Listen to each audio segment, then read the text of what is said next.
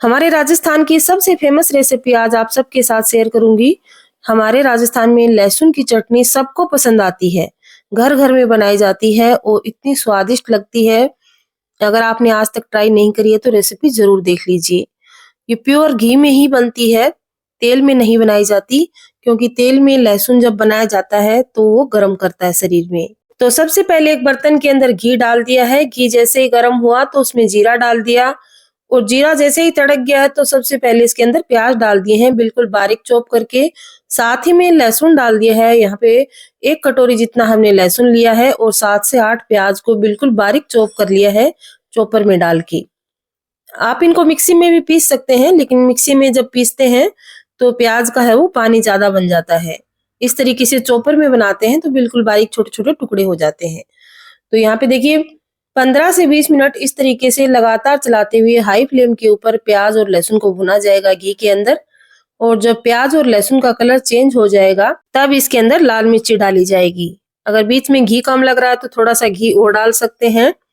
ये तो ज्यादा क्वांटिटी में बन रही है लहसुन की चटनी, आप कम क्वांटिटी में बना सकते हैं, आप अपने हिसाब से आपके घर में जितनी रिक्वायरमेंट हो। लेकिन मेथड और रेशियो यही रहेगा। सबसे पहले प्याज लहसुन को भुना जाएगा।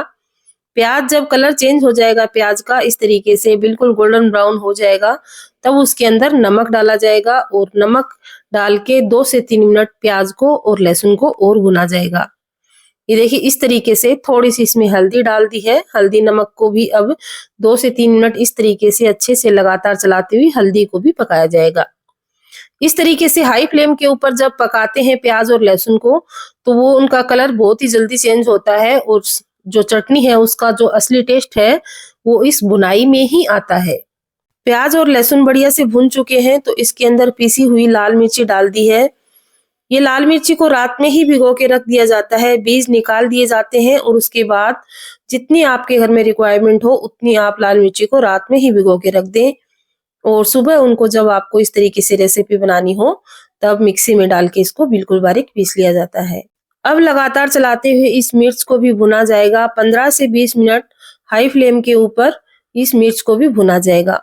हमारे घर में ये रेसिपी मेरे हस्बैंड बनाते हैं, क्योंकि उनकी बनाई हुई रेसिपी बहुत ही ज्यादा बढ़िया बनती है और वो एक बड़े बर्तन में बनाते हैं, क्योंकि जब इस तरीके से भुनाई होती है मिर्ची की तो उसके छींटे उछलते हैं और जब बड़े बर्तन में रहती है तो छींटे हम वो बाहर नहीं गिरते, कपड़ों पे स्लैब पे नहीं गिरते हैं। तो वो इस तरीके से किसी बड़े बर्तन के अंदर इस चीजों की भुनाई यानी कि सिकाई करी जाती है।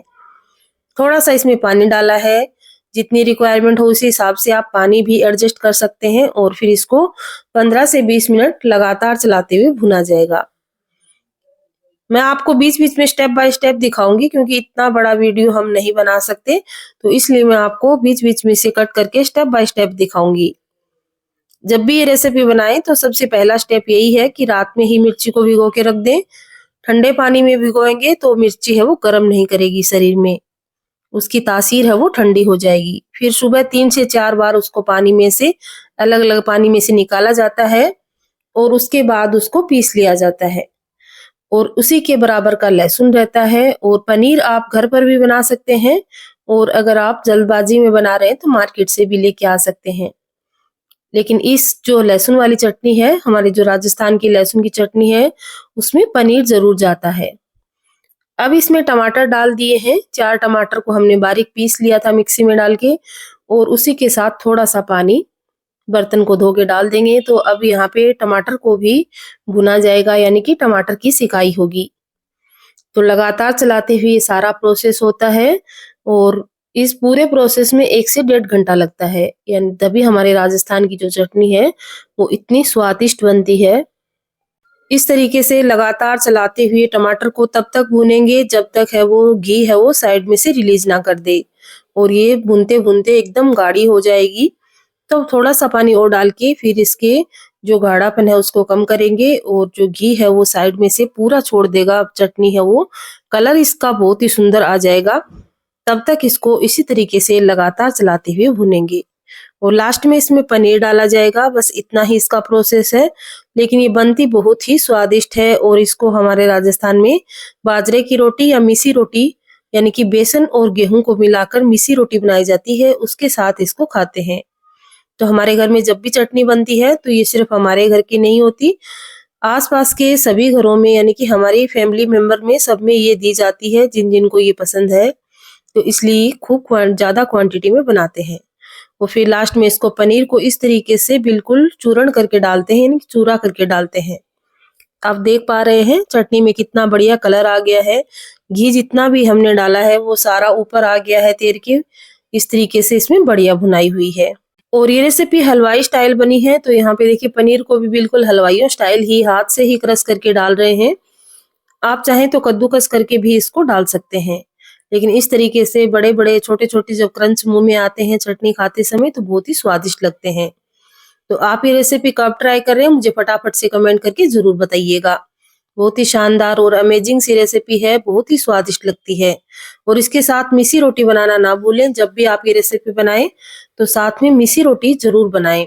बहुत ही स्वादिष्ट, बहुत ही अमेजिंग रेसिपी बन के तैयार हो चुकी है। इतनी शानदार गजब की रेसिपी अगर आपको पसंद आई है तो लाइक शेयर ज़रूर कर दीजिए और कमेंट करके ज़रूर बताइए कि आज वाली ये रेसिपी आपको कैसी लगी है।